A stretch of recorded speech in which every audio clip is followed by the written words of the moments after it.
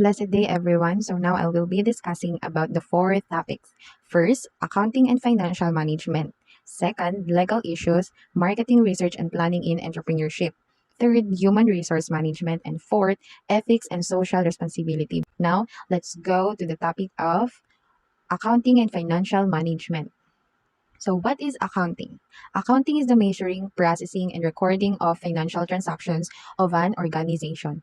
The process is to summarize, analyze, and record such information to be reported to management, creditors, shareholders, investors, and the oversight officials or tax officials.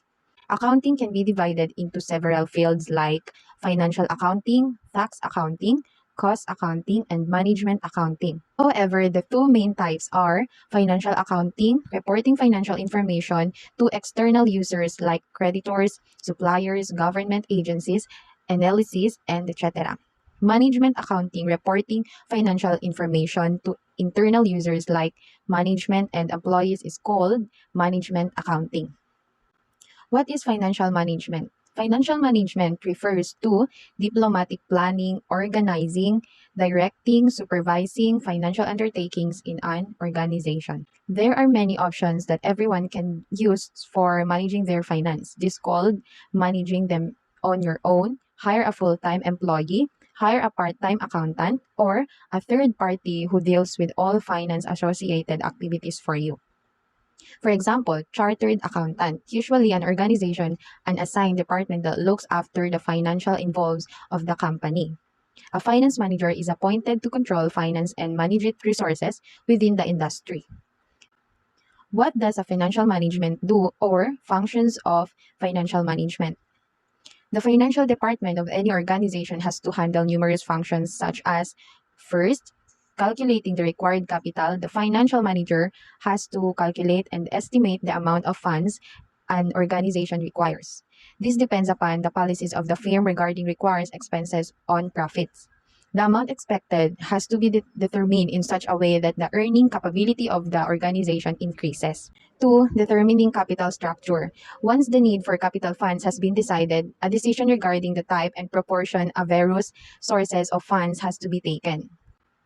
For this, the financial manager must figure out the proper mix of capital and debts and short-term and long-term capital ratio. This is done to obtain the minimum cost of capital and maximize shareholders' wealth. 3. Choice of sources of fund.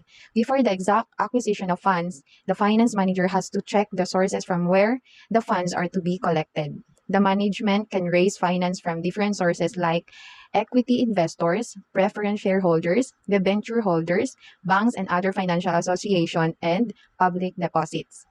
4. Investing the capital. Every organization of business requires investing money to raise more capital and earn regular returns. Hence, the financial manager needs to invest the organization's funds in secure, effective ventures. 5.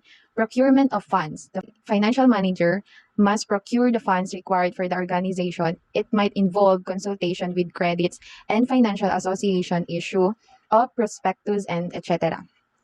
The procurement of funds is reliant not only on this cost of raising funds but also on other aspects like the general market situations, decisions of investors, government policy. 6. Allocation of profits. Once the organization has received a decent amount of net profit, it is the financial manager's duty to allocate sufficiently. This could require keeping a pot of a net profits for an emergency, innovations, or expansions purposes, while another pot of a profit can provide reward to the shareholders. 7.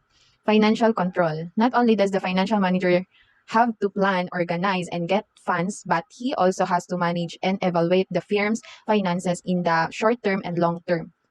This could be done using some financial tools such as financial forecasting, ratio evaluation, risk control, and profit and cost control. Finance versus accounting. Another question that people may ask, is finance the same as accounting? The answer can be yes and no. Yes, because some functions of finance and accounting are closely related and overlapping. No, because they have some differences. Finance people are basically treasurers, while accounting people are controller. Finance people always focus on how to invest and how to make money, more money to the company. They are just like the accelerator of the car. To make a car move, you must press the accelerator The harder you press, the faster the car can move. But at the same time, you need to have a brake. This is the function of accounting, which we call them controllers. When finance people are moving too fast, investing too much money and too many projects, accounting people the break were slowly down for safety purpose. In smaller firms, financial manager generally performs both functions. Only in big corporations, we will have to separate finance and accounting departments. Another thing about finance is that it deals with cash flows. The focus of finance in is how to manage cash, but accounting apply ac- accrual method in which accounting focuses on making proper records for transactions. Common legal issues businesses faced: undefined business structure, employee-related issues, protection of IP, late payments, inadequate data collection. Bottom line: market research is an effective tool to assist your business planning and help refine your marketing approach. It is about collecting information that provides an insight into your customers' thinking, buying patterns, and location. In addition, market research can also assist you to monitor market trends and keep an eye on what your competition is doing. Reasons to conduct market research: identify potential customers, understand existing customers, understand your competitors, develop strategies, prepare for business expansion, identify new opportunities. Sources and types of information: there is a variety of data sources to assist you in researching your customers, competitors, industry location. Primary research refers to information gathered from original sources such as. Secondary research is information and data that has already been collected and analyzed by other sources, such as. The types of information you collect through these sources may be quantitative or qualitative. Qualitative information measures the values, attitudes, and views of a particular sample. This type of information is useful if you want to understand why people buy your products, how they respond to your advertising, or their perceptions of your brand. Quantitative information is based on statistics and may be used to predict market penetration, future earning, and etc. What is human resource management? Human resource management involves creating personal policies and procedures that supports business objectives and strategic plans. Central to this mission is fostering a culture that reflects core values and empowers employees to be as productive as possible.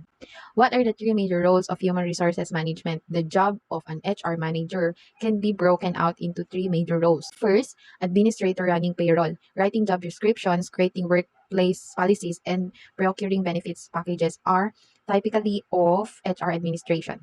Second, manager HR professionals must monitor regulations and communicate policy or procedural changes with employees to help support compliance. Third, manager managing people entails resolving conflicts, overseeing training and development, and for fostering employee engagement. What are the five main areas of HR? HR professionals perform many activities in the pursuit of employee well-being and organizational stability, but their responsibilities generally lie within five main areas. Ethics and social responsibility for an entrepreneur. Social responsibility means eliminating corrupt, irresponsible, or unethical behavior which might harm to the community, its people, and the environment. Social responsibility of an entrepreneur towards different sections of the society. First, responsibility towards employees. Two, responsibility towards customers. Three, responsibility towards shareholders. Four, responsibility towards suppliers and creditors. Five, responsibility towards public in general. Six, responsibility towards government. So all the entrepreneurs should consider ethics and social responsibility as their part of life. Doing business legally and ethically will lead a development to the country. The entrepreneur should do business without affecting the society. We all have an image of our better selves of how we are when we act ethically or are at our best. We probably also have an image of what an ethical community, an ethical business, an ethical government, or an ethical society should be. Creating ethical organizations and governments make our society as a whole ethical in the way it treats everyone. The government also should take necessary steps for the development and welfare of entrepreneurs. That's all for today. Thank you so much for listening. God bless everyone.